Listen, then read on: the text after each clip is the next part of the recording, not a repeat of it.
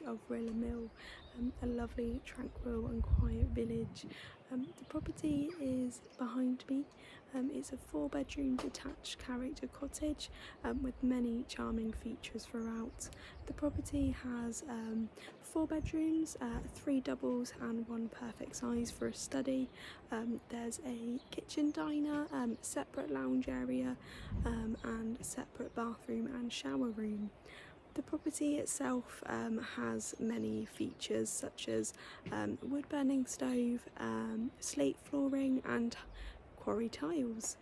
The property is situated opposite the pub in Rilla Mill and close to the River Liner. You can actually just hear it in the background if you listen carefully.